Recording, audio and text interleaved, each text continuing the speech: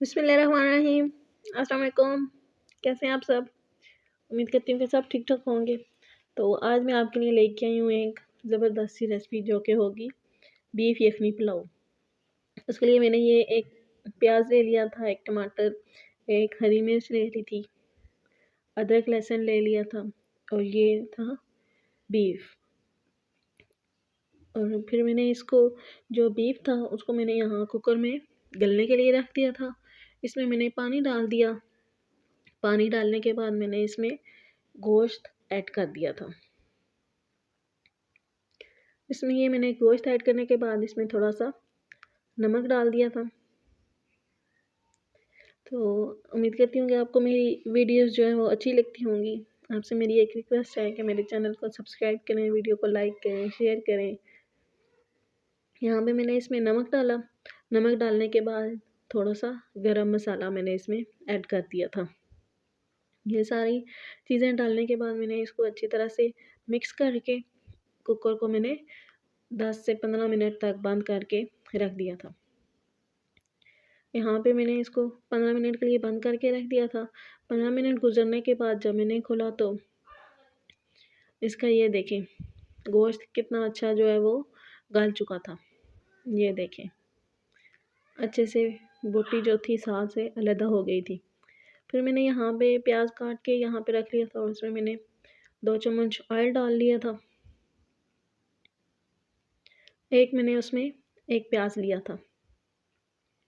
Oil डालने के बाद इसको मैंने हल्का सा ब्राउन कर लिया था।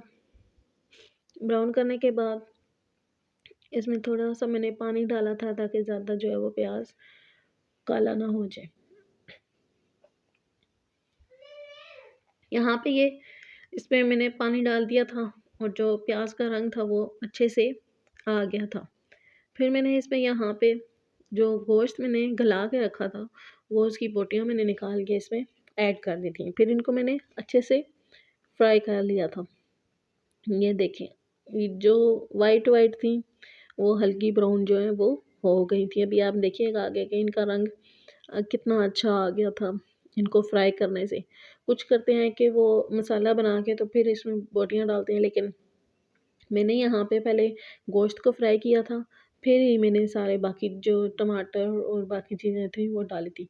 यहाँ पे ये देखें बोटियों का जो रंग था वो कितना अच्छा आ गया था।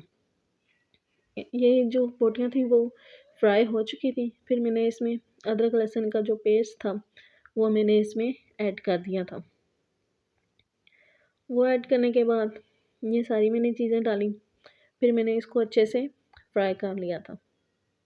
ये देखें कितना अच्छा जो है वो इसका कलर आ गया था बोटियों का भी। फिर इसमें मैंने एक टमाटर जो मैंने काट के रखा था वो डाला और एक ही हरी मिर्च डाली थी इसमें और इसको अच्छी तरह से मिक्स कर लिया ताकि मसाला जो है वो बोटियों के साथ भी अच्छे से लग जाए। फिर उसी प्लेट में मैंने थोड़ा सा पानी डाल के इसमें पानी डाल दिया था ताकि जो टमाटर है वो अच्छे से गल जाए। यहाँ पे फिर मैंने इसको थोड़ी देर चम्मच से हिलाया, मिक्स किया। फिर इस जो मैंने गोश्त का जो पानी था बोटियाँ मैंने अलग की थी और जो पानी बचा था वो मैंने पानी इसमें डाला था। दूसरा कोई मैंने सादा पानी नहीं था डाला। ये मैंने यहाँ पे इसमें पानी ये सारा डाल दिया था। इसमें फिर मैंने अपनी ज़रूरत के मुताबिक इसमें थोड़ा सा नमक डाल दिया। नमक डालने के बाद मैंने इसमें थोड़ी सी कुटी हुई मिर्चें जो थी वो ऐड की थी। यहाँ पे ये देखें पानी में जो है वो उबाल आ गया था। पानी जब उबल गया तो मैंने इसमें फिर चावल ऐड कर दिए थे। ये देखें फिर मैंने चावल ऐड करने के बाद इसको थोड़ा सा चम्मच से हिलाया था, बिल्कुल थोड़ा सा, ताकि चावल जो है वो सही आगे पीछे फैल जाए। बस इतना ही मैंने हिलाया था, बाकी मैंने इसे कोई छेड़ा नहीं था। और फिर बाद में ये थोड़ा सा इसको मैंने हिलाया था। फिर यहाँ पे पानी जो है वो खुश्क हो गया था। मैंने इसको दम लगा दिया था। तकरीबन 5 से 7 मिनट तक मैंने इसको दम लगाया था।